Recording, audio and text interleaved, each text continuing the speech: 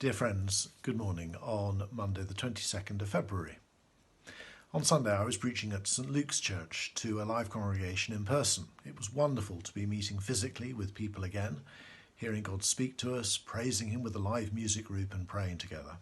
I do so hope that St Matthew's and the Minster will be able to meet again soon. We might have more of an idea of when that might be after the Prime Minister's announcement tonight. But here are some thoughts based on what I was preaching on yesterday. A woman came to see her pastor in great distress and related the sorry tale of how one day, when she was a teenager, she got so angry with her mother that she locked herself into her room and used every kind of swear word, oath and foul language she could possibly think of against her mother and against God. That day was seared into her conscience, and it came back to haunt her over and over again. She was deeply troubled by it and wanted to know if she had committed the unforgivable sin. Maybe this is a fear that you have had. It's certainly an issue that I've had to deal with from time to time in my ministry, and it's a fear that has blighted the lives of many Christians down the centuries because of what Jesus says in Matthew chapter 12, verses 31 to 32. Every kind of sin and slander can be forgiven, but blasphemy against the Spirit will not be forgiven.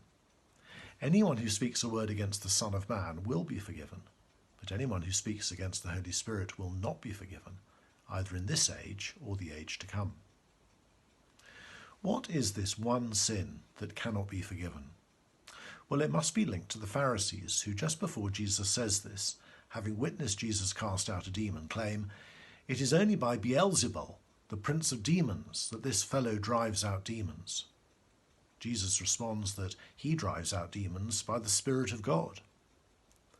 So the Pharisees are attributing the power of Jesus to the devil rather than to the Holy Spirit. This must be the worst slander that anyone can commit against Jesus. But even such a terrible accusation could be a sin against the Son of Man that will be forgiven when the blasphemer acknowledges that their slander against Jesus is terribly wrong and repents of their sin.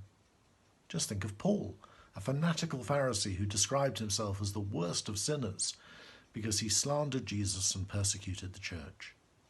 He was forgiven and transformed into an apostle. No, the blasphemy against the Holy Spirit must be a more persistent and settled failure to acknowledge who Jesus is, rejecting him as divine, and at worst saying that he's possessed by the devil and never repenting of such blasphemy. That is blasphemy against the Holy Spirit because it does not acknowledge the divinity of Jesus, and it cannot be forgiven because it does not seek forgiveness. C.S. Lewis put this in a typically brilliant fashion in his book The Great Divorce.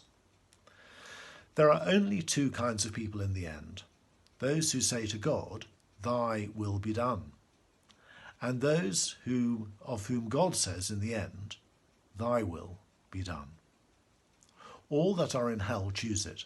Without that self-choice, there would be no hell. No soul that seriously and consistently desires joy will ever miss it. Those who seek find. To those who knock, it is opened. Well, the wise pastor counselled the distressed woman by reassuring her that if she feared she had committed the unforgivable sin, she could not have done so.